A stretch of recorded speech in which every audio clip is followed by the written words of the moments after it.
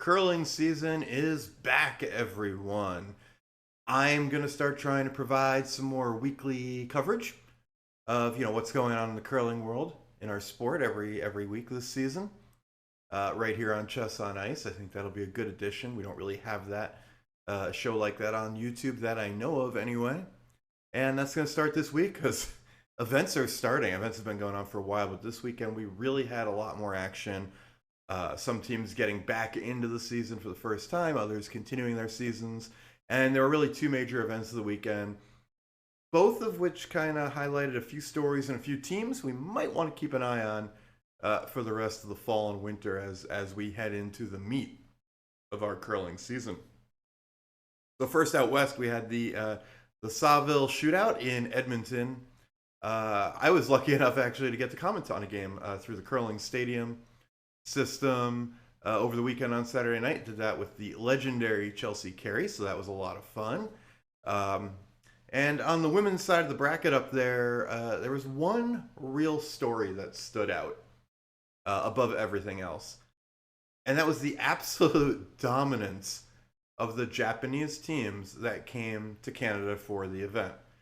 Ultimately, teams from Japan, three of them, took three of the top four spots in the event.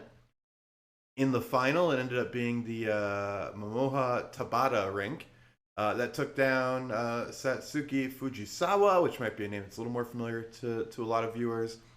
7-5, came right down to the last shot. Fujisawa had a tough draw for the win. Ended up being a little heavy and narrow. Wicked off one of Tabata's rocks, rolled away, ended up giving up a steal of 3 rather than the one she needed for the win. But it wasn't just those two teams. There was a third team as well. The Ikue Kitazawa team went 5-0 in pool play and then only lost in the semifinal after beating Carrie Einerson in the quarters and then only lost to the Fujisawa team in the semis.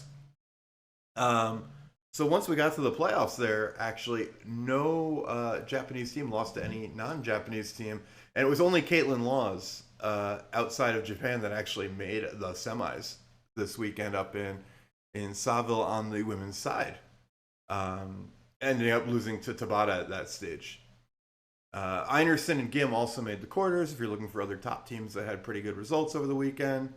But look, it's clear that the teams from Japan, Korea definitely have an edge, are definitely more into the season than the North American teams, and to a lesser extent, a lot of the European teams as well. They've been playing more events. They started out with a couple events over there in Asia. But that shouldn't take away from just how dominant this performance was of the Japanese group that came over. These teams are all definitely going to be making noise on the tour this year. If you look at doubletakeout.com, which I love to use for really evaluating the strength of teams, it rates all four Japanese teams. I should say 4 Japanese teams, these 3 and a 4th, in the top 15 in the world on the women's side. Now, none of those teams are in the top 5 right now, but when you have that many teams that close to the elite, it just takes one of them to take that little leap and suddenly be a contender for like a medal at Worlds and at Grand Slams, things like that. And having 4 teams that close means there's a reasonable chance at some point we see one of these Japanese teams really join that elite group of 4-ish teams that have dominated women's curling in the last year or two. Now we move to the men's side in Saville, and there Canada did a bit better. Mike McEwen's rink is the team that ended up taking their first title of the season.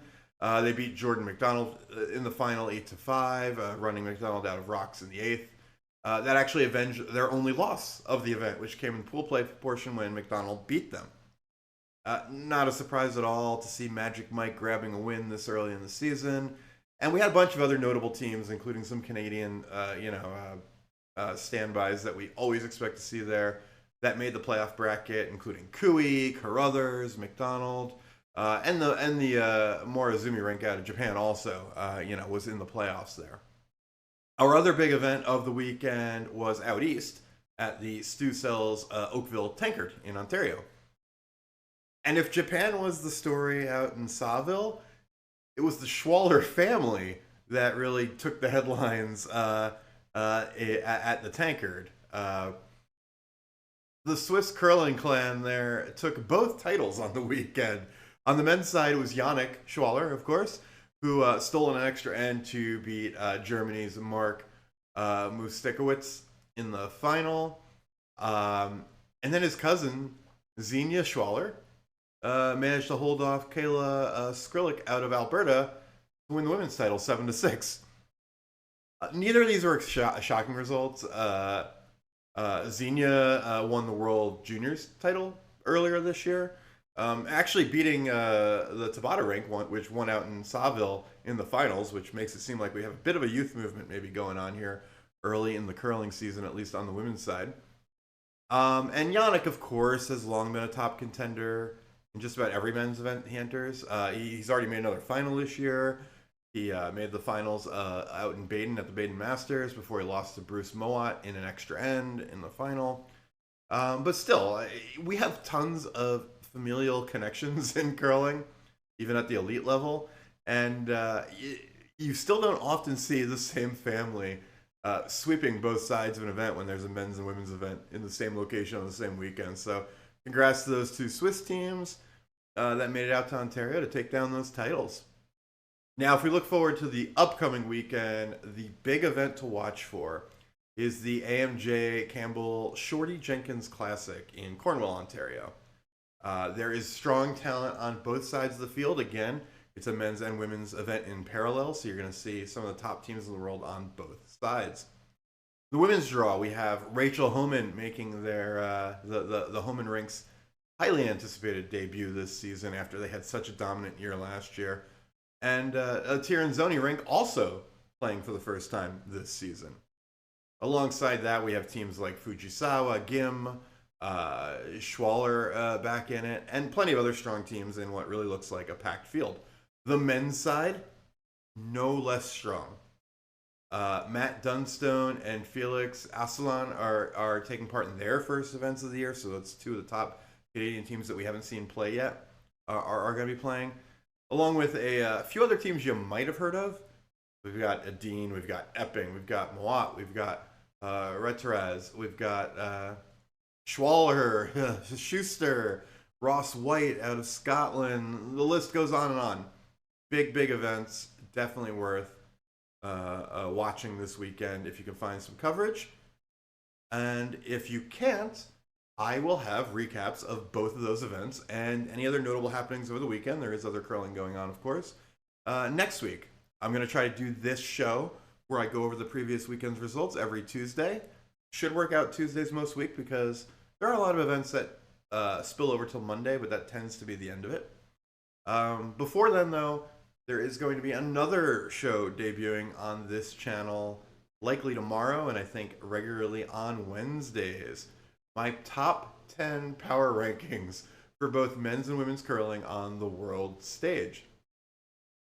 I am going to update that every week, midweek, just to take a look at which teams have been dominating the scene this season, especially, with an emphasis on who's done a lot for me lately, who's been winning, who's been hot. So I hope you come check that out tomorrow. I am sure it'll be a list that generates absolutely no discussion, controversy, hatred towards me, or any other feelings whatsoever. Lists like that never do in any sport. So I'm looking forward to that and seeing how you guys all react to that as I put it out. So until then, hope everyone is enjoying watching their ice come back at their local clubs, getting ready for the season. And hey, I got good news for everyone. I think it's time to officially say that curling's back.